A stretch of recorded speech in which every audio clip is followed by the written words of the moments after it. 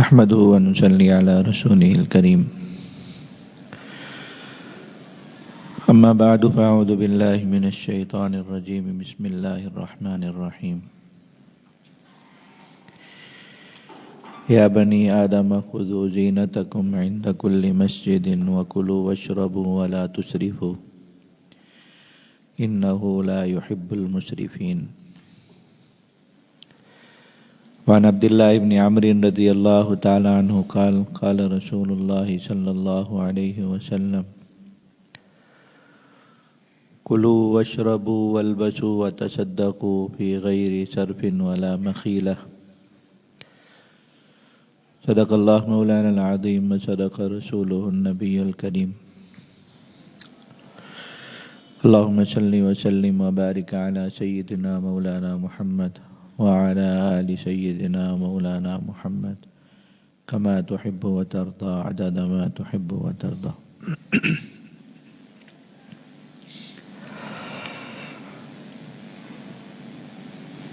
آج کل کی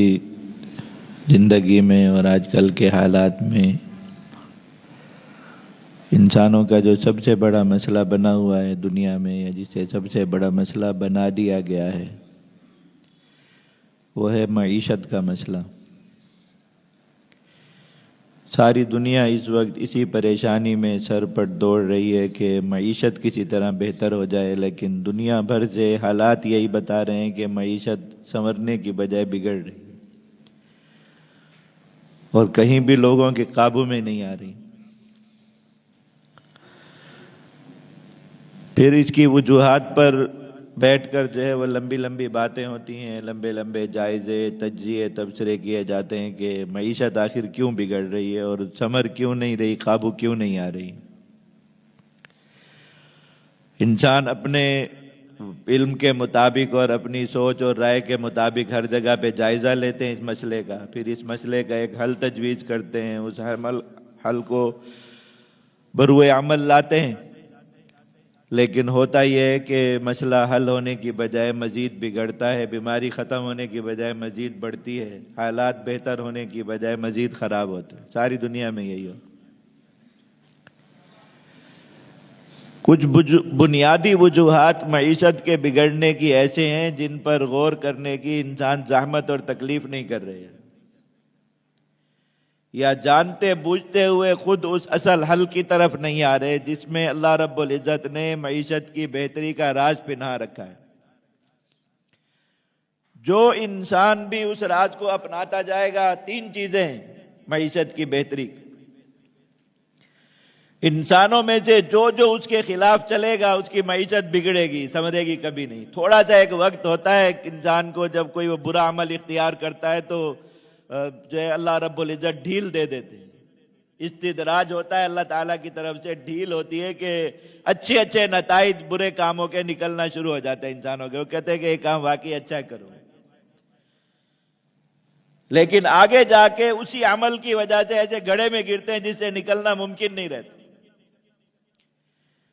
یہ معیشت جن چیزوں کی وجہ سے اور جن اسباب کی وجہ سے بگڑی ہے ساری دنیا کی اور قابو سے باہر ہوئی ہے، یہ اسباب جب ابتدائی طور پر اختیار کیے گئے لوگوں کو بڑا مزہ آیا، بڑی لذت آئی، اور جو ہے وہ خواہشات اس میں پوری ہوئیں، دنیا میں اس کی وجہ سے ٹیپ ٹاپ بنی، تو انہوں نے کہا کہ واقعی بس یہی کام کرتے رہو، ان سے نتیجہ اچھا نکلے گا۔ لیکن پہلے ہی بتا دیا گیا تھا کہ ان کا نتیجہ تباہی کی شکل میں برآمد ہوگا، وہ تباہی آ گئی انسانوں کے طرف، اب تڑپ رہے ہیں لوگ۔ دو چیزوں پر پہلے بیانات میں کئی مرتبہ بات عرض کر چکے۔ ایک تو جو بنیادی چیز ہے جس کے ہوتے ہوئے کبھی بھی انسانوں کی معیشت بہتر نہیں ہو سکتی اور بڑھ نہیں سکتی، ترقی ہو نہیں سکتی۔ بظاہر ایک ترقی اس طرح نظر آتی ہے جیسے آپ کسی آدمی کو دیکھیں سوجا ہوا ہے بیماری کی وجہ سے، تو لوگ ویسے اس کی ظاہری حالت دیکھ کے رش کرنے لگے کہ ماشاءاللہ بڑا موٹا تازہ ہو گیا، حالانکہ وہ بیچارہ بیماری کی وجہ سے پھولا ہوا ہے۔ تھوڑے دنوں میں اس کی سوج اتر جائے گی، وہی کا وہی نکل آئے گا اندر۔ تو وہ جو ایک ترقی نظر آتی ہے، معیشت کی بڑھوتری نظر آتی ہے، جو بنیادی چیز ہے سود، جس کے ساتھ اللہ رب العزت نے بات ارشاد فرما دی، اور بارہا اس پر بات یہاں عرض ہوتی رہی کہ اللہ تعالیٰ نے فرمایا کہ تم سود کو اختیار کرو گے تو اللہ تمہاری معیشت کو گھٹائے گا، بڑھائے گا نہیں۔ یمحق اللہ الربا، اللہ رب العزت سود کو گھٹاتے ہیں، مٹاتے ہیں، کم کرتے ہیں۔ اگرچہ بظاہر یہ نظر آتا ہے سود کا معنی ہی بڑھا ہے، بڑھاوا، اضافہ، تو بظاہر یہ نظر آتا ہے کہ مال بڑھ رہا ہے، معیشت ترقی کر رہی ہے، لیکن اللہ تعالیٰ نے فرمایا کہ نہیں، یہ گھٹ رہی ہے۔ ہوتا کیا ہے کہ سود پر بنیاد، جو سود کی بنیاد پر استوار جو معیشت ہے، وہ پھر ان حالات سے دوچار ہوتی ہے جیسے اب ساری دنیا پھنسی ہوئی ہے جس چکر میں،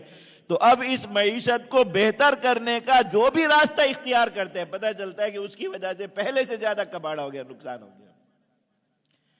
تو اللہ رب العزت کی وہ وعید انسانوں پر ٹوٹ پڑی، لیکن جب لوگوں نے اپنی معیشت کی بنیاد سود پر رکھی، وقتی طور پر ہر طرف یہی نظر آئے، ہر طرف یہی نظر ہے۔ اور آج بھی جب کوئی انسان کسی ہرس کی وجہ سے، لالچ کی وجہ سے اچھے خاصے چلتے کام کو سود پر لے جاتا ہے، تو بظاہر کیا ہوتا ہے اس میں؟ وقتی طور پہ اس کو بھی یہی لگتا ہے کہ بہت پیسہ ہاتھ میں آ رہا ہے، اس کے ساتھ کام کرنے والوں کو بھی لگتا ہے کہ بہت پیسہ ہاتھ میں آ رہا ہے، اس کے آل و عیال کو بھی لگتا ہے کہ بہت پیسہ ہاتھ میں آ رہا ہے، سب کی زندگیاں بدل جاتی ہے ایک دم۔ یہ اللہ تعالیٰ کی طرف سے ڈھیل، اللہ تعالیٰ رسی چھوڑتے ہیں۔ ایسے آپ دیکھیں شکاری مچھلی کا شکار کرتا ہے نا، جب پھنس جاتی ہے مچھلی، کانٹا پکڑ لیتی ہے تو وہ اس کو ایک دم کھینچتا نہیں، اس لیے کہ وہ بھی اس وقت طاقت میں پورا زور لگائے گی، تو وہ اس کو ڈھیل دیتا جاتا ہے، تھکاتا ہے اس کو، تھک جاتی ہے، پھر اس کو کھینچتا ہے تو آسانی سے باہر، کتنی بھی طاقتور مچھلی ہو، بڑی مچھلی ہو، پھنس کے آ جاتی ہے باہر۔ وہ مچھلی اس ڈھیل میں یہ سمجھ رہی ہوتی ہے کہ میں آزاد ہو گئی، تو وہ لمبا دوڑتی، بھاگتی، اپنے آپ کو تھکاتی، اپنی طاقت کو صرف کر دیتی ہے، ختم کر دیتی، پھر اس کو شکاری کھینچ لیتا ہے۔ تو یہ جو ایک وقتی مہلت نظر آتی ہے، وقتی اضافہ نظر آتا ہے، یہی ڈھیل ہے، انسان اس ڈھیل میں بے قابو ہو جاتا ہے۔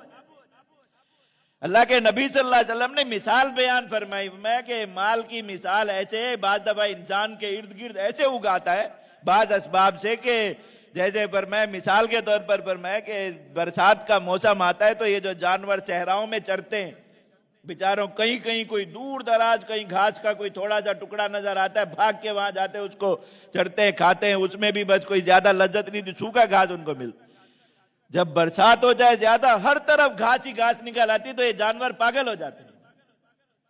اور ان کو یہ سمجھ نہیں آ رہا ہوتا کہ یہ کھانا بند کب کرنا ہے، چھوڑنا کب ہے۔ میں کہ کتنے جانور اس چیز کی وجہ سے ہلاک ہو جاتے ہیں کہ بس وہ یہ کہتے ہیں کہ یہ اتنا رزق اللہ نے ارد گرد کھول دیا، اور اتنے زیادہ جو ہے وہ رزق ہمارے چاروں طرف پھیلا، تو اس کو کھاتے جاتے ہیں، کھاتے جاتے ہیں، کھاتے جاتے ہیں، اور کوئی روکنے والا، پکڑنے والا، سمجھانے والا، کھینچنے والا ہے نہیں، رسی ڈالنے والا، تو وہ جانور اس کو کھا کھا کے ہلاک ہو جاتا ہے، مر جاتا ہے، برباد۔ تو انسان کے گرد بعض دفعہ پیسہ اس طرح اگاتا ہے، اور معیشت بظاہر ایسے ترقی کرنے لگتے تو وہ اس میں پاگل ہو جاتا ہے، تو وہ ان اسباب کو اور زیادہ زور سے اختیار کرتا ہے جن کے بارے میں اس کو پتہ بھی ہے کہ یہ آخر میں مجھے ہلاکت پہ لے جائے گا۔ تو ایک تو یہ چیز ہے جس کے ہوتے ہوئے انسان کتنا بھی سر مار لے، کتنا بھی، یا آپ سوچیں کہ اللہ نے ہماری ذمہ داری جن لوگوں کے ہاتھوں میں دی ہے، ہمارا اختیار جن لوگوں کے ہاتھوں میں دیا ہے، اقتدار جن کے ہاتھوں میں دیا ہے، وہ اپنی کچھ پالیسیوں سے، اپنے کچھ جو ہے وہ منصوبوں سے ہماری معیشت بہتر کر لیں گے، ہمارے ملک کے حالات بہتر کر لیں گے، تو یاد رکھیے جب تک یہ سود کے جال سے باہر نہیں نکلیں گے، اللہ رب العزت کی طرف سے وعید ہے، اور اس وعید کا وقت آ پہنچا ہے۔ اب جتنا بھی کوئی زیادہ اس کے اندر جو ہے وہ خیر ڈھونڈنے کی کوشش کر رہا ہے یا اپنے لیے راحت ڈھونڈنے کی کوشش کر رہا ہے، اسی قدر مصیبت میں، اسی قدر پریشانی میں گرتا چلا جا رہا ہے، اس کے ہوتے ہوئے معیشت بہتر نہیں ہو سکتی۔ دوسری چیز جو انسان کے اندر اللہ کو دینے کے باب میں بخل ہے، یہ اس کی معیشت کو ترقی سے روکتا ہے، اس لیے کہ اللہ تعالیٰ نے ایک فیصلے کے طور پر یہ بات فرمائی ہے کہ کوئی شخص اگر چاہتا ہے کہ اس کا مال بڑھے، بہت زیادہ بڑھے، اور ناقابل یقین طریقے سے بڑھے، اور ایسے اسباب سے بڑھے جو سمجھ میں نہ آ رہے، اس کا ایک ہی طریقہ ہے بس، وہ کیا ہے؟ یربی الصدقات، اللہ رب العزت صدقہ کو بڑھاتے ہیں، صدقہ کو۔ صدقہ ہر وہ مال ہے، یاد رکھیے، ہر وہ مال جو انسان دوسروں کی بھلائی کی خاطر چھوڑ دیتا ہے، یا تو اپنے پاس ہوتے ہوئے دوسروں کی بھلائی پر اس کو خرچ کر دیتا ہے، یا اس دوسروں کی بھلائی کی خاطر اس مال کا اپنے پاس نہ آنا گوارا کر لیتا کہ دوسرے کا بھلا ہو جائے، میرے پاس اگر کچھ نہیں آ رہا تو خیر ہے۔ یہ بھی صدقہ ہے، بہترین صدقہ۔ ایک تاجر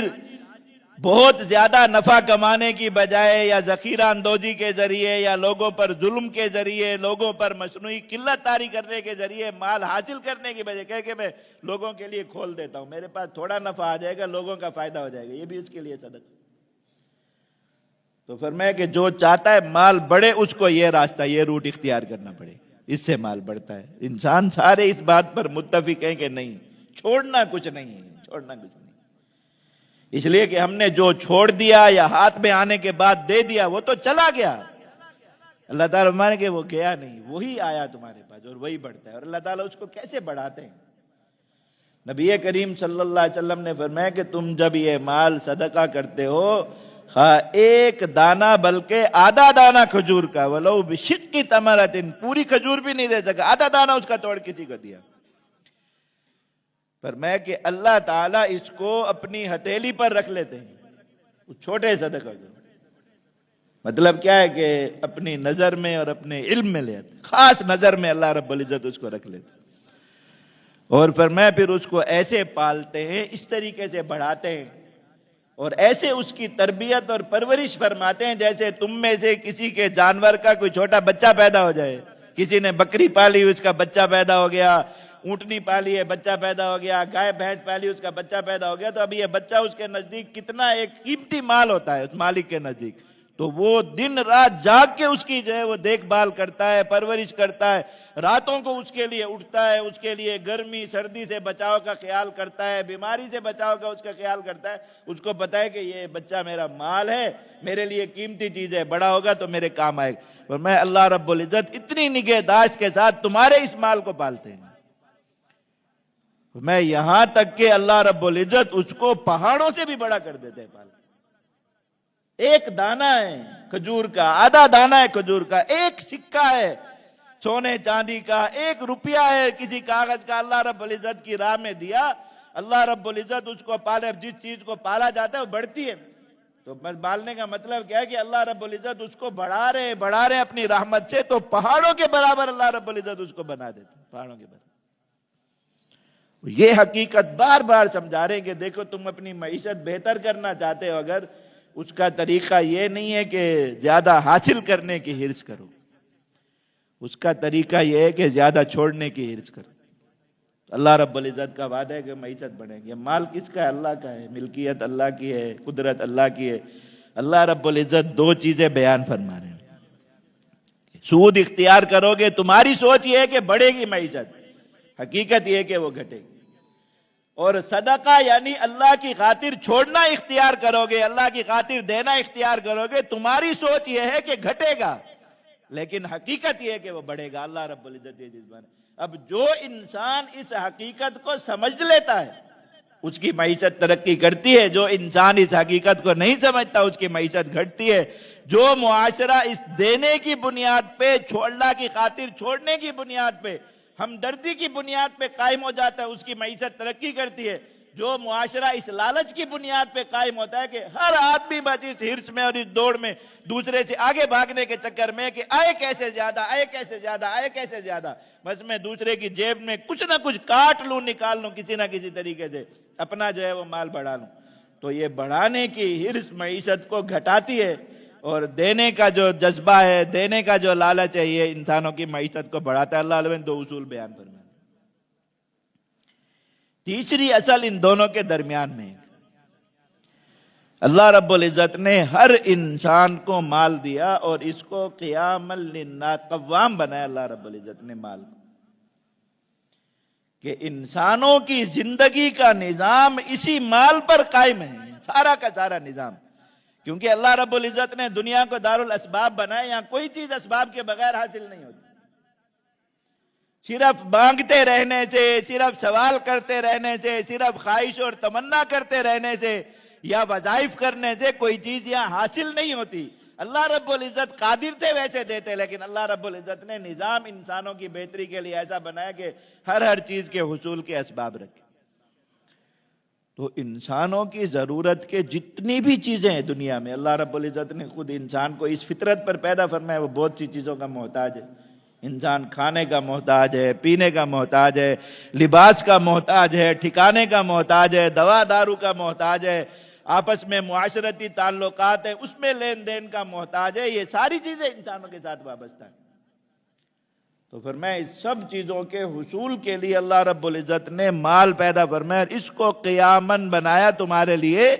کہ یہی مال ہے جس کے ذریعے تمہاری زندگی کا نظام چلے۔ تو اللہ رب العزت نے اپنی مرضی کے مطابق رزق کا معاملہ ایسا مقرر فرما دیا کہ انسانوں کو رزق میں برابر نہیں رکھا اللہ رب العزت، اور اس میں بھی بہت بڑی حکمت ہے اللہ رب العزت کی، اور ایک نہیں ہزاروں حکمت ہیں۔ اس کائنات میں جتنا بھی تنوع ہے اور زندگی کا ایک مزہ اور لذت ہے وہ اسی چیز کی بنیاد پر ہے۔ یہ جو ساری تگ و تاز ہے، یہ ساری بھاگ دوڑ ہے، انسانوں کے جو ہے وہ محنتیں ہیں دنیا میں، کچھ انسانوں کے اندر جو ہے وہ کام کرنے کا جذبہ ہے دنیا میں، یہ بنیاد اس کی یہی ہے کہ ایک تو اللہ رب العزت نے رزق میں سب انسان برابر نہیں فرمائے، دوسرا یہ کہ کسی انسان کو اس کے رزق کی اطلاع نہیں فرمائی کہ کتنا۔ یہ اللہ رب العزت نے یہ چیز چھپا کے اتنا بڑا احسان فرمایا، اور یہ فرق رکھ کے اتنا بڑا احسان فرمایا کہ زندگی میں حرکت۔ آپ خود سوچئے اگر انسانوں کو اپنی تقدیر کا خط صرف رزق کے بارے میں ہی اللہ رب العزت بتا دیتے کہ رزق کے بارے میں انسان کا مقدر ہی ہے، بس لکھی ہوئی بات ہے، یہ آگے پیچھے نہیں ہو سکتی، اور پتہ ہوتا ہے انسان کو یہ دنیا کیا ہوتی ساری، یہ دنیا ساری وہ چرسیوں کا پائپ ہوتی۔ یہ بڑے سیوریج کے پائپ کہیں بھی پڑے ہو نا، چرسی اس میں گھر بنا لیتے ہیں۔ اب چرسیوں کیا زندگی ہوتی ہے نشئیوں کی، اٹھنا ہے، جا کے نشہ تلاش کرنا ہے، مل گیا پی کے سو جانا واپس، اس کے علاوہ۔ اور رزق کے بارے میں جتنے متوکل یہ چرسی ہوتے ہیں نا نشئی، ان سے زیادہ دنیا میں کوئی نہیں ہوتا۔ ان کو روٹی پرواہ نہیں ہوتی کھانے پہ، اتنا توکل ہوتا ہے، کہتے ہیں اللہ روٹی ضرور کھلائے گا، صرف اپنا نشہ کماتے ہیں۔ آپ سوچئے انسان کو پتا ہوتا کہ یہ جو کام کرے گا اس کے نتیجے میں اس کو فلاں چیز ملے گی، یعنی اگلے دن کا رزق اس کا یہ ہے، تو جس آدمی کو پتا ہوتا نا کہ اس کا اگلے دن کا رزق ہے ہی نہیں، تو وہ کام کے لیے نکلتا نہیں کہ کیا کروں گا، سارا دن محنت کروں گا، رزق تو ہے نہیں لکھا ہوا تو نہیں ملے گا۔ اور جس کو پتا ہے کہ کل کا رزق یہ، وہ یہ سوچ کے پڑا رہتا کہ وہ تو آنا ہی آنا ہے۔ تو سارے انسان اسی طرح چرچیوں کے پائپ میں رہتے، یہ دنیا اسی طرح ہوتی۔ اب دیکھو دنیا میں بھاگ دوڑ ہے، ہر انسان کسی نہ کسی کام میں، محنت میں، کوشش میں لگا ہوا ہے، اس کو جو زندگی گاڑی چل رہی ہے، تو سب کیا مسئلہ کیا ہے کہ کسی کو کچھ پتہ نہیں ہے کہ اس کے کل کے لیے کیا لکھا ہوا ہے، مقدر ہے یا نہیں ہے، تو اس کو حاصل کرنے کی کوشش اور فکر میں، اور حاصل وہی ہو رہا ہے جو اللہ رب العزت کیا مقدر۔ تو اللہ رب العزت نے یہ جو مال کو زندگی کا قیام بنایا، اس کے بارے میں یہ بات ارشاد فرمائی کہ تم چاہو کہ اس مال جو اللہ رب العزت نے بطور رزق تمہیں دے دیا، جو مقدر فرما دیا، اب یہ حرص اور کوشش کہ میں اپنے رزق میں، اپنے جو ہے وہ دنیا میں جو دنیا مجھے حاصل ہونا ہے فلاں کے برابر ہو جاؤں، فلاں کے برابر ہو جاؤں، اور میرا سٹیٹس بھی فلاں شخص کے سٹیٹس ہے، یہ تو ہو ہی نہیں سکتا، ممکن ہی نہیں ہے۔ اس لیے کہ اللہ رب العزت نے یہ بات فیصلے کے طور پر فرما دی کہ رزق کا معاملہ طے شدہ ہے، اور رزق میں فرق رہے گا انسانوں کے درمیان۔ تو اب زندگی چلانی ہے، اللہ رب العزت نے جو اسباب دے دیے انہی کے اندر ہی، انہی اسباب کے تحت زندگی چلانی ہے ہر انسان کو، جس کو زیادہ دیا، جس کو کم دیا، سب نے اپنی زندگی اسی میں چلانی۔ تو اب ہر انسان، اور اللہ رب العزت نے ہر انسان کو اتنا دیا ہے، یہ بات بھی ذہن میں رکھیں، اس لیے کہ رزق اللہ رب العزت کے ذمے لازم، اپنے ذمے اللہ رب العزت نے رزق لیا۔ وَمَا مِن دَابَّةٍ فِي الْأَرْضِ إِلَّا عَلَى اللَّهِ رِزْقُهَا، جو بھی جاندار اس زمین پر ہے اس کا رزق اللہ رب العزت نے اپنے ذمے میں لے لیا، تو ہر جاندار کو اللہ نے رزق دیا۔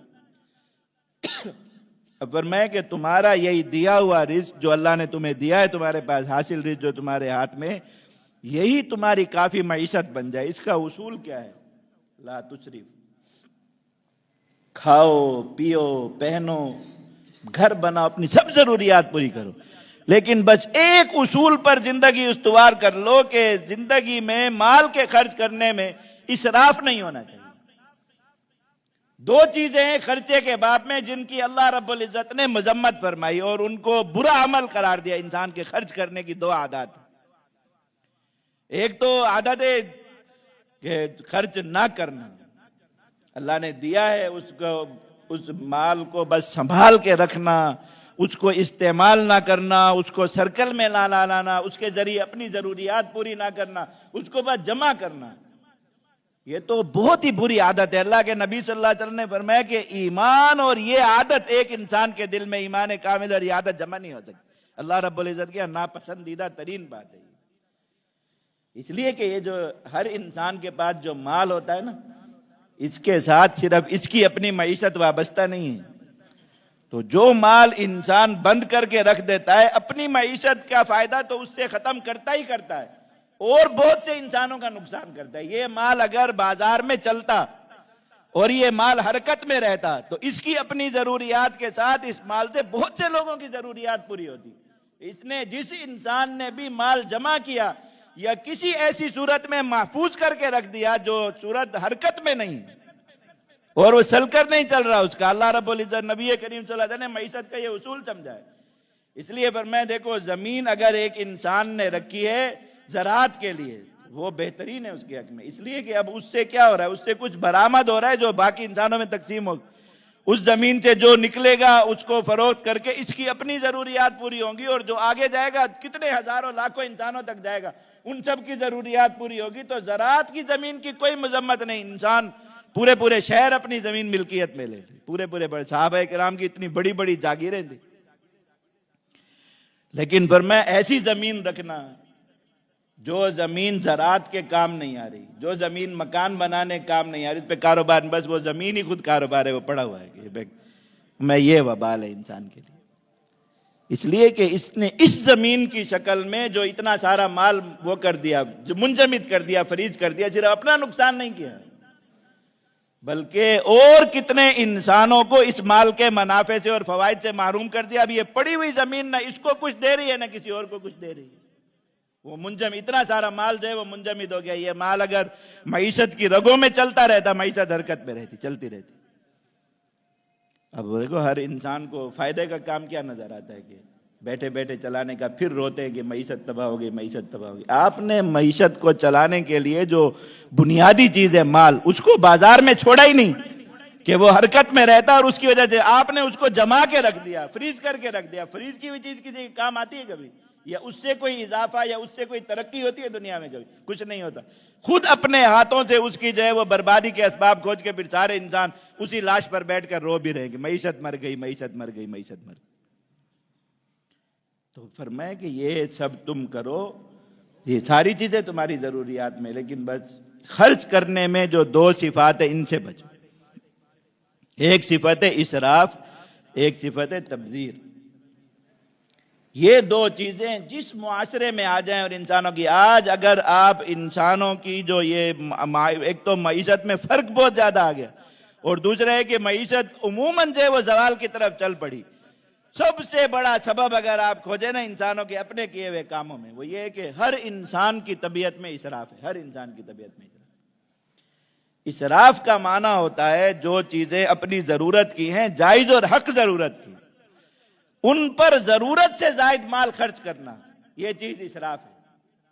اس کے بارے میں فرمایا کہ ان اللہ لا يحب المسرفین، اللہ تعالیٰ اسراف کرنے والوں کو پسند نہیں فرماتے۔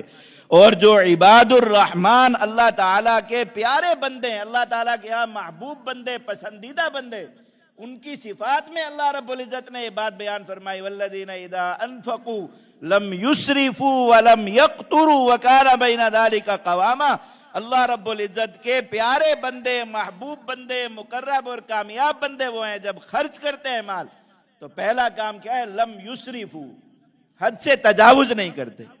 ولم یقتروا، اور حد سے کمی بھی نہیں کرتے، جتنی ضرورت ہے اس سے بھی بچا بچا کے کرنا، اپنی ضرورت سے، اپنے اہل و عیال کی ضرورت سے باوجود ہوتے ہوئے مال بچانا، یہ بھی برائی، اور اس کام پر اور اپنی اس حاجت پر ضرورت سے زائد خرچ کرنا، یہ بھی برائی ہے۔ تو فرمایا کہ جو عباد الرحمان ہے ان کا عمل کانا بین ذالک قواما، ان دونوں کے درمیان کھڑا ہو. وہ اللہ رب العزت کے دیے ہوئے مال سے اپنی ہر ضرورت اور حاجت پوری کرتے ہیں کہ اللہ تعالیٰ نے اس مال کو اس کا ذریعہ بنایا، لیکن کس طرح کہ نہ تو اس پر ضرورت سے زائد خرچ کرتے ہیں اور نہ ہی مال ہوتے ہوئے ضرورت میں ڈنڈی مارتے کٹوتی کرتے ہیں. ان کا عمل ان دونوں کے درمیان میں کھڑا ہوا ہے. تو وہ اللہ رب العزت تعریف فرمائے، مطلب معیشت کے حساب سے وہ کامیاب لوگ ہیں. کہ دیکھو یہ لباس انسان کی ضرورت ہے اور ہر انسان اللہ نے اس کو جو کچھ دیا اسی کے مطابق ہی لباس لے گا. تو اس لیے آگے دیکھو لباس بن رہا ہے، اللہ تعالیٰ نے خود نظام ایسا بنا دیا، انسانوں کو دے دیا کہ ہر درجے کا لباس بنتا ہے. ہر درجے، غریب سے غریب تر آدمی کے خریدنے کا لباس بھی مارکیٹ میں موجود ہے یا نہیں، اور مالدار سے مالدار آدمی کے خریدنے کا لباس بھی مارکیٹ میں موجود ہے. اب غریب کے لیے اسراف کیا ہے کہ وہ ہرس کرے کہ جیسا فلاں نے پہنا ہے میں نے ویسا پہننا ہے، میں اس کی ضد کرے، یا اپنی اولاد کی اس ضد کو پورا کرنا اپنی ذمہ داری سمجھے. تو اب وہ کیا کرے گا؟ سب سے پہلی چیز تو یہ کہ اس کے دل سے شکر رخصت ہو جائے گا. اللہ تعالیٰ کا شکر ایسا آدمی کبھی نہیں کرے گا جس کے اندر یہ بات آ گئی کہ اسے اپنی ضرورت سے اوپر خرچ کرنا ہے. کبھی بھی شکر نہیں کرے گا، روئے گا یا اللہ آپ نے فلاں کو اتنا دے دیا، فلاں کو ایسا دے دیا، فلاں کے بچوں نے یہ پہنا، فلاں ہمارے پاس یہ نہیں، ہمارے پاس وہ نہیں، ہمارے پاس وہ نہیں. تو سب سے پہلی چیز تو شکر گیا. تو سوچئے جس انسان کی زندگی میں سے شکر گیا اس کی زندگی میں کوئی برکت آ سکتی ہے؟ برکت تو ساری شکر کے ساتھ بندھی ہوئی. تو ناشکری کا جو سب سے پہلا حملہ انسان پر ہوتا ہے وہ اسی اسراف کا داعیہ اپنے اندر پیدا ہونے کی وجہ سے ہوتا ہے کہ میری جتنا مال میرے ہاتھ میں، میری ضرورت اس سے اوپر ہے. چاہیے یہ تھا کہ اللہ نے جتنا مال ایک انسان کو اس کی زندگی کے قیام کے طور پر دیا وہ اپنی ضرورت کو اس کے نیچے لے آتا. تو اس کی ضرورت کی چیز بھی بازار میں موجود ہے یا نہیں؟ اللہ تعالیٰ نے بنوائی ہے، اس کے لیے رکھوائی ہے کہ بھائی تمہارے ہاتھ میں جتنا مال ہے تم اس مال میں اپنے لیے لباس خرید سکتے ہو، اپنے لیے جوتا لے سکتے ہو، اپنی اولاد کے لیے لباس لے سکتے ہو، اپنے خورد و نوش کا انتظام کر سکتے ہو. اتنا مال اللہ نے دیا ہے. رونا کس چیز کا ہے کہ نہیں مجھے تو فلاں کی طرح کرنا ہے، فلاں کی طرح کرنا ہے، فلاں کی طرح کرنا ہے، اس کا مال موجود نہیں. تو سب سے پہلے تو شکر رخصت ہو گیا زندگی. اس کے بعد کیا ہے کہ جتنی بدعنوانی معاشرے کے اندر پھیلی، جی کرپشن سب سے بڑا مسئلہ ہے. کرپشن اس کی بنیاد کیا ہے؟ اس کی بنیاد اسراف. اس لیے کہ جب انسان کو کام وہ کرنا ہے دوسروں کو دیکھ کے اپنی ضرورت سے اوپر اور اپنے ہاتھ میں موجود مال سے اوپر کام کرنا ہے، اس کو شادی بیاہ کرنا ہے تو فلاں کی طرح، لباس پہننا ہے تو فلاں کی طرح، عید بنانی ہے تو فلاں کی طرح، بچوں کو دینا ہے تو فلاں کی طرح، اپنے دیے ہوئے مال سے نہیں. تو اب اس کے لیے کیا کرے گا؟ جائز طریقے سے نہیں آ رہا، ناجائز طریقے سے کمائے. ہر آدمی جو بدعنوانی کر رہا ہے اور کسی نہ کسی وقت تاجر تجارت میں بدعنوانی کر رہا ہے تو کس لیے؟ کہ اس وقت میں اس کے ہاتھ میں جو موجود ہے وہ کہہ رہا ہے کہ میری ضروریات اس سے پوری نہیں. حالانکہ یہ جھوٹ بول رہا ہے. اس کی ضرورت پوری ہوتی ہے، لگژری پوری نہیں ہوتی. اس کے لیے اس کو اب بدماشی کرنی ہے، ناجائز طریقے اختیار کرنے تجارت میں. ایک نوکری پیشہ آدمی ہے، وہ کسی منصب پہ بیٹھا ہے، کسی کرسی پر بیٹھا ہوا ہے، تو اس کی ایک تنخواہ ہے، اس کا ایک معاش لگا ہوا ہے اللہ کی طرف سے، اور اس کے معاش کے مطابق اس کی ضرورت کی چیز بازار میں موجود ہے. وہ اس کو لے کر پہنے، صاف ستھرا رہے، اللہ کے حکم کے مطابق زینت اختیار کرے، تو بالکل ایک بہترین معزز انسان لگ سکتا ہے. بہترین معزز انسان، کوئی فرق نہیں پڑتا. بعض لوگ ہوتے ہیں بہت کم حالت میں، بہت کم معیشت میں ایسی زندگی گزارتے ہیں کہ لوگ ان کو دیکھ دیکھ کے جل جل کے مرتے ہیں. یہ کیسے اتنا پہن رہے ہیں، کیسے اتنا کھا رہے ہیں؟ بھائی ان پوچھیں کس طرح لے رہے، کھا رہے ہیں، کر رہے ہیں، اور بہت اچھے طریقے سے کر رہے ہیں، لوگوں کو جلا جلا کے کر رہے ہیں اچھے طریقے سے. لیکن ایک آدمی سوچ رہا ہے نہیں دیکھو فلاں نے یہ پہنا ہوا ہے، اس کے بچوں نے پہنا، مجھے یہ کرنا ہے. اب وہ اپنی تنخواہ میں نہیں کر رہا تو کیا کرے گا؟ یہاں بیٹھ کے بدماشی کرے گا، بدعنوانی کرے گا، کرپشن کرے گا. تو سارے اس معاشی بگاڑ کی بنیاد کیا ہے؟ انہوں نے جو لوگ معیشت کے سودا وہ ہیں، جادوگر ہیں، انہوں نے یہ چیز سمجھی ہے آپ دیکھیے ایک انسان کو اللہ رب العزت نے مال دیا ہے زیادہ، تو اس کو اچھا کپڑا پہننا ہے، اچھی جوتی پہننی ہے، اچھے اس میں رہنا ہے۔ نبی کریم صلی اللہ علیہ وسلم نے فرمایا کہ یہ بات ہے کہ اللہ تعالیٰ نے ایک انسان کو زیادہ دیا ہے تو اس نعمت کا اثر اس پر نظر آنا چاہیے، تو اس کو یہ کرنا ہے۔ لیکن اب کیا ہے کہ بازار میں اس کے معیار کی جو اچھی سے اچھی چیز موجود ہے، انہوں نے اس کے اوپر ایک پخ لگائی اس کو اسراف میں ڈالنے کے لیے۔ وہ کیا ہے؟ اب اس کو اس اچھے سے اچھے کپڑے کے ساتھ ایک اچھا ٹیگ بھی چاہیے۔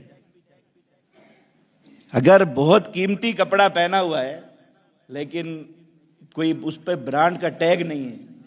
تو بھی یہ آدمی محسوس کر رہا ہے کہ میری ابھی خواہش اس سے پوری نہیں ہوئی۔ کپڑے کا مطلب کیا ہے پہننے کا؟ اس سے تن ڈھکنا ہے اور جائز حد تک زینت اختیار کرنی، یہی ہے نا۔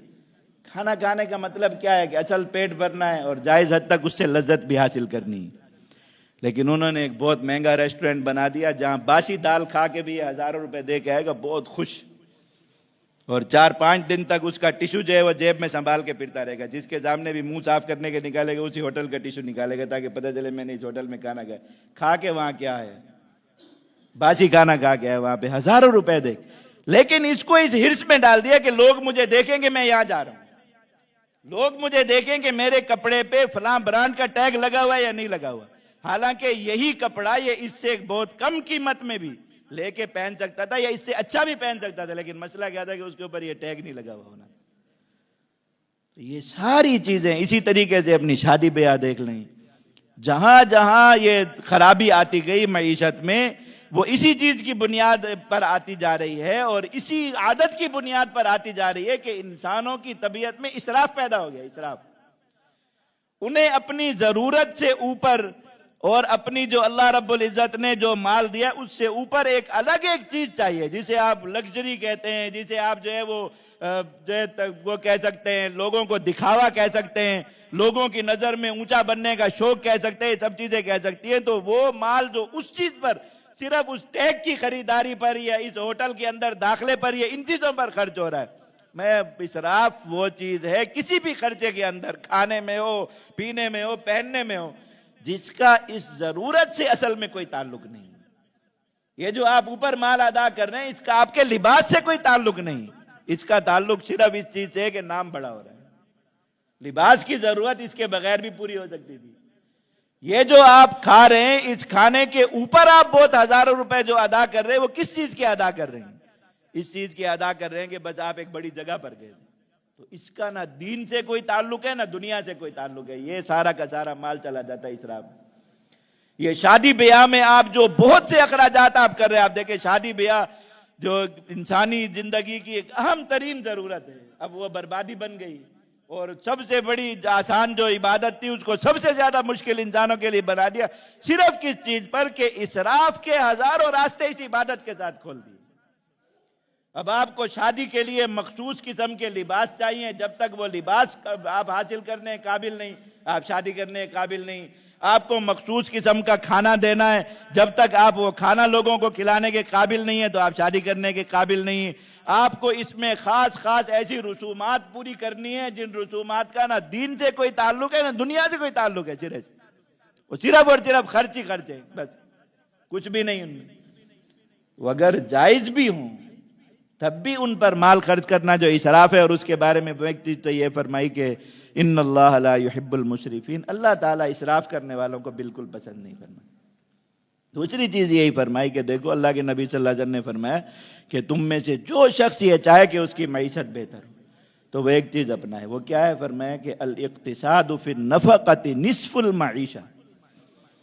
مال خرچ کرنے میں میانہ روی اس کے اندر آ گئی۔ وہی جو عباد الرحمن کی صفت بیان فرمائی کہ ان کے ہاتھ رکے ہوئے نہیں ہیں، کہ وہ اپنی مال باوجود اپنے پاس موجود ہے کہ فلاں چیز کی ضرورت ہے لیکن نہیں لینی، بچوں کو فلاں چیز کے اندر نہیں لینی، حالانکہ مال پڑا ہوا ہے کہ یہ خرچ نہ ہو جائے کہیں، یہ بھی ان کی عادت نہیں۔ اور جو چیز لینی ہے تو اپنے سٹیٹس کے مطابق، اپنے پاس جو اللہ رب العزت نے رزق دیا اس کے مطابق ایک اچھی پائیدار زینت والی خوبصورت وہ چیز لینی ہے، لیکن لینی اپنے اسباب کے اندر ہی ہے۔ اس پر ایسا کوئی زائد خرچہ نہیں کرنا جو صرف نام کے لیے، جو صرف نمائش کے لیے، جس کا اس ضرورت سے سرے سے کوئی تعلق نہیں ہے وہ بار ہے، وہ نہیں کرنا۔ پر میں تم میں سے جس شخص کے اندر بھی یہ عادت آ گئی اس کی نصف معیشت بہتر ہونے کی ضمانت تو اللہ کے نبی صلی اللہ علیہ وسلم نے خود دے دی۔ اب آپ خود غور کریں، ایمانداری سے اور انصاف کے ساتھ اپنی زندگیوں میں یا اپنے ارد گرد جو ہر طرف رونا رونا رونا نظر آ رہا ہے، یہ رونا ضروریات کا ہے یا اسی لگژری کا رونا ہے؟ یہ بات ہے۔ اور جو لوگ آپ کو حقیقی معنوں میں ضروریات کو روتے ہوئے نظر آئیں گے، یاد رکھیں ان کے مجرم کون ہیں؟ وہ جو واقعی اپنی ضرورت بیچارے پورے نہیں کر پا رہے، اس کا مجرم کون ہے؟ اس کا مجرم یہی وہ شخص ہے جس نے اسراف کی خاطر یہ سارے نمونے جنم دیے۔ اس کی وجہ سے کیا ہوا کہ یہ اب اپنے اسراف پر مال لٹا رہا ہے، صرف ایسی چیز پر جس کا اس کی ضرورت سے کوئی تعلق نہیں، اور جس بیچارے کو اپنی ضرورت کے لیے مال حاصل کرنا تھا وہ بھی اس سے جا رہا ہے۔ آپ دیکھیے کتنا الٹا نظام ہے اس موجودہ معیشت کا۔ جو ایک مثال آپ کو دوں مت ختم ہو، اسلام یہ بات سکھاتا ہے کہ آپ کاروبار اور مارکیٹ اور اس کا ایسا نظام رائج کریں جس سے جو جتنے کمتر درجے کا شخص ہے کاروبار میں، منڈی میں کھڑا ہوا ہے، تجارت میں، اس کو زیادہ سے زیادہ فائدہ پہنچے، کیونکہ وہ فائدے کا زیادہ محتاج ہے۔ جس کے پاس پہلے ہی بہت ہے، اگر اس کو کم بھی جائے گا اس کے لیے کوئی مسئلہ نہیں۔ لیکن آپ یہ دیکھیں کہ یہ ہمارا جتنا یہ کاروبار چل رہا ہے اس وقت میں جو رائج ہو گیا ہے، اس کی ساری بنیاد کیا ہے؟ ایک آدمی بیچارہ ایک چھوٹی سی دکان کھول کے بیٹھا، یا کہیں پھل کی ریڑھی لگائی ہوئی، اس نے سبزی کی ریڑھی لگائی ہوئی ہے، وہ تھوڑے سے اس کے پاس پیسے ہیں، اس سے جا کے منڈی سے وہ مشکل سے خرید کے وہ بیچ رہا ہے، آ کے صاف ستھری ایک چیز تازہ لا کے وہ دے رہا ہے۔ تو اس سے مال لیتے ہوئے ایک تو اس کا منافع ویسے ہی بہت کم بیچارے کا، دوسرا یہ کہ ہر بندہ اس سے مال لیتے ہوئے یہ فرض سمجھے گا کہ اس نے اس کے ساتھ بحث کرنی ہے ضرور، اور 4-5 روپے بھی اگر اس سے چھڑوانے تو زبردستی چھڑوانے۔ یہی سبزی یہی پھل آپ 4-5 دن کا باسی پڑا ہوا کسی سپر سٹور سے جا کے خریدتے ہیں، اور وہاں پہ جو قیمت لگی ہوئی ہے پوری اطاعت کے ساتھ جا کے، پوری جو ہے وہ اس کے ساتھ صرف گندگی کے ساتھ جا کے اس کاؤنٹر پہ ادا کرتے، وہاں آپ منہ سے یہ لفظ نہیں نکال سکتے کہ جی اس میں 2 روپے کی رعایت دیتے۔ جب نظام یہ ہوگا، آپ غریب آدمی پر، ہر آدمی مسلط ہے اس کے سر پہ، اس نے کہہ دیا 100 روپے کی ہے، نہیں میں 80 دوں گا، لڑے ہوئے اس کے ساتھ۔ وہاں 150 لکھا ہوا ہے تو ڈال کے بڑی خوشی خوشی لے کے آئے، کیا کہ اس پہ ایک سٹور کا ٹیگ لگا ہوا ہے، فلاں جگہ سے لے کے آئے، باسی لے کے آئے، خراب لے کے آئے، گندا گوشت لے کے آئے، کئی دنوں کی پڑی ہوئی سبزی لے کے آئے، کئی دنوں کا پڑا ہوا پھل لے کے آئے، لیکن اس میں خوش ہے۔ اور غریب آدمی سے اگر کبھی لینا پڑ گیا تو اچھی خاصی لاکھوں کروڑوں کی گاڑی سے اتر کے بھی ایک آدمی کھڑا ہو کے اس کے ساتھ 5 روپے کے پیچھے لڑ رہا ہے۔ بڑے اسٹور پہ آپ جائیں، وہاں پہ آپ کو چیز سستی مل رہی ہے، چھوٹے دکاندار سے مہنگی کیوں؟ اس بیچارے کو مہنگی ملتی ہے، وہ بڑے اسٹور والے کو ہوتی ہے۔ یہ معیشت کا نظام کیا ہے کہ جو آدمی جس کے پاس بہت ہے اس کے پاس بہت ہوتا چلا جائے، اور جس کے پاس نہیں ہے یا کم ہے اس کا اور زیادہ کم ہوتا چلا جائے، اور زیادہ کم ہوتا چلا جائے، اور زیادہ کم ہوتا چلا جائے۔ تو وہ اپنے اسراف پر اپنے مال لٹائے جن کا بڑھ رہا ہے، اور غریب آدمی جو نچلے درجے کا آدمی ہے یہ بیچارہ اپنی ضرورت پوری کرنے کے لیے بھی ترجیح۔ یہ سارا جو برائی کا ایک چکر قائم کر دیا اور ایک شیطانی جال بنا دیا پورا معیشت کا، اور تباہی میں ڈال دی، جس کی وجہ سے غریب آدمی بیچارہ ہر روز تنزل کی طرف جا رہا ہے، اور جن کے پاس مال ہے ان کا مال بڑھنا رک ہی نہیں رہا کہیں پہ جا کے۔ الٹا نظام جو اس کا چلا دیا، انسانیت کا قاتل نظام، اس کی ساری بنیاد آپ غور کریں نا تو اسی اسراف پر کھڑی ہوئی ہے، سارا اسی بنیاد پر کھڑی ہوئی ہے کہ جن لوگوں کو بس اس چیز کے شوق میں ڈال دیا کہ انہوں نے ایسی چیزوں پر مال خرچ کرنا ہے جن کا نہ دنیا سے کوئی تعلق ہے نہ آخرت سے کوئی تعلق ہے، بس وہ ان کے لیے ہر چیز بن رہی ہے، ان کے لیے ہر چیز مہیا ہو رہی ہے ان کی۔ اللہ رب العزت نے فرمایا، نبی کریم صلی اللہ علیہ وسلم نے فرمایا، دونوں کی طرف سے یہ فیصلہ ہے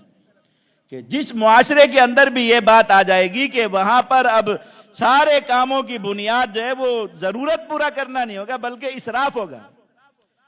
اور ضرورت سے زائد خرچ کر کے صرف اپنا آپ اونچا دکھانا، اپنا نام اونچا دکھانا، اپنا سٹیٹس اونچا دکھانا ہوگا، وہ معیشت کبھی بھی آگے نہیں بڑھ سکتی، پیچھے جائے گی۔ آپ سود بھی اپنے معاشرے میں قائم رکھیں، صدقات کے گلے بھی آپ اپنے معاشرے میں گھونٹے رکھیں، اور یہ اپنے معاشرے کے اندر سے یہ اسراف والی چیزوں کی حوصلہ شکنی نہ کریں گے جب تک آپ، اس وقت تک آپ کہیں سے دنیا بھر سے ہی ماہرین لا کے چیختے رہیں، چلاتے رہیں، کوشش کرتے رہیں کہ معیشت بہتر ہو جائے، معیشت بہتر نہیں ہو سکتی۔ معیشت اللہ رب العزت کے ہاتھ میں یہ بھی نہیں کہ آپ سارے اسباب اختیار کر کے آخر میں جب کچھ نہیں ہو رہا تو لوگوں کو یہ نوید سنا کے گھر چلے جائیں کہ آپ کی معیشت اللہ ہی بہتر کرے گا۔